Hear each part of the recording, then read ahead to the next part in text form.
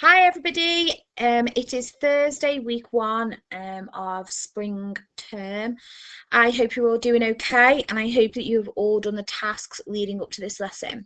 If you haven't done any of the previous tasks, can you please make sure you go back and do those, because it's really important that you understand what you're writing and why. So we are doing a leaflet, and it is a persuasive leaflet all about VPA as a school. So everything that you do from now on, all your sentences that you write, should be about Village Primary Academy and how brilliant it is, and using lots of persuasive language that might make parents want to send their children here. Today's focus, however, is subordinating conjunctions. So as you can see on the screen, okay, we have got our success criteria. So this here is our success criteria, and you should all be very, very familiar with these, okay? The yellow symbolizes a subordinating clause, okay? So that's a clause that cannot stand on its own. The red represents punctuation. So when we have a subordinating clause, we need to have a comma. And the blue represents a main clause, so a full clause that can stand alone, and then obviously a full stop at the end. So here, if I was going to write a sentence, I would have my subordinating conjunction at the beginning. So as the rain fell, comma, the birds sang. Okay, just as an example. I apologize for the writing.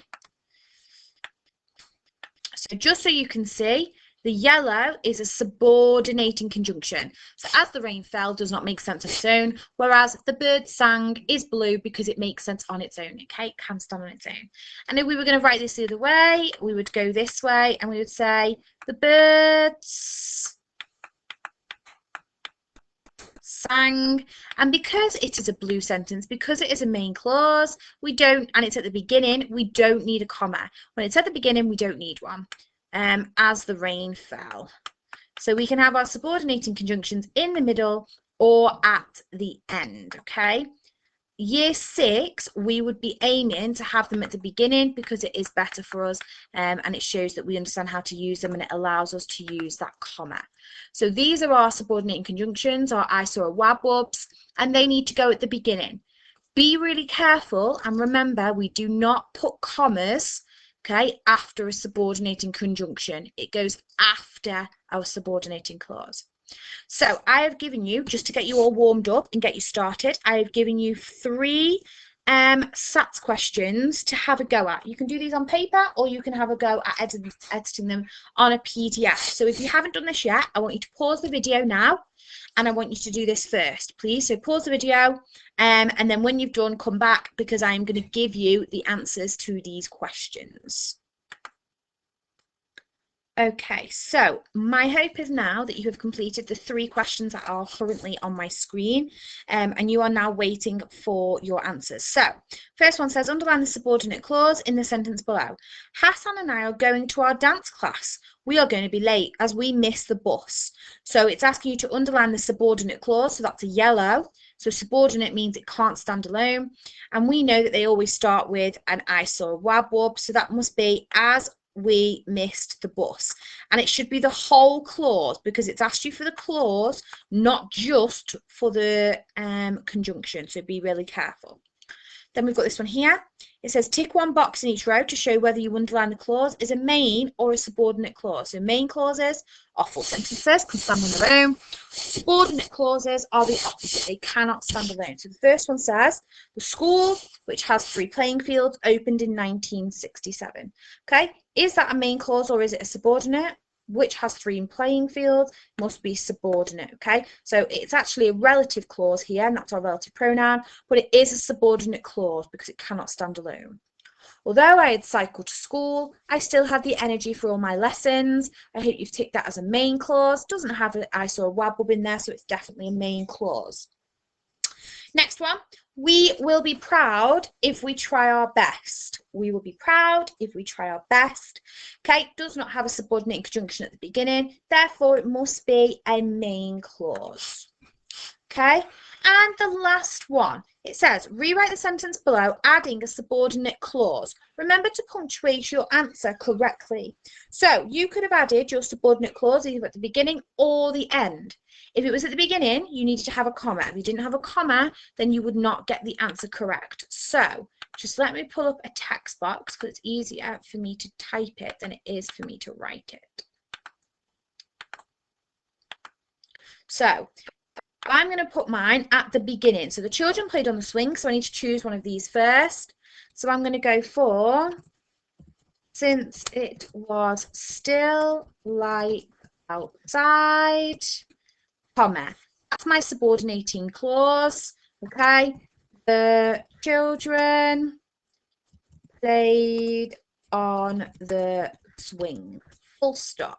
And I'm just going to condense that down. Spelled children wrong. That's not a great start, is it? Yep, so I'm just going to condense that down so that you can see it. So since it was still light outside, the children played on the swings, okay? So I've added my subordinating conjunction is there. My subordinating clause is there. I've got my comma where it needs to be, so that would be a mark, okay?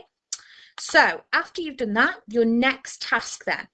Write 5 formal sentences using subordinating conjunctions. You must write about VPA and what it can offer to a new student. So here is an example for you. Although teaching and learning in the classroom is outstanding, interventions are sometimes required for children who need extra support. Okay? Your challenge is to flip your sentences and move the conjunction to the middle of the sentence. Do you still need a comma? Remember that from earlier. So here is your first sentence. So I've written my sentence. I've used my my success criteria. So although teaching and learning in the classroom is outstanding, that would be yellow. I'm just going to highlight it for you just to show it's really clear. Okay, so although teaching and learning in the classroom is outstanding, that is my subordinating clause. Interventions are sometimes required for children who need extra support. That is my blue, okay? That is my blue because it is a main clause, okay? I don't have a red, so I'm going to use a pink, but my comma is in the middle. Then I have flipped it to show you that actually now I've moved it all so that my subordinating conjunction is in the middle. So my subordinating clause comes at the end and my main clause comes at the beginning.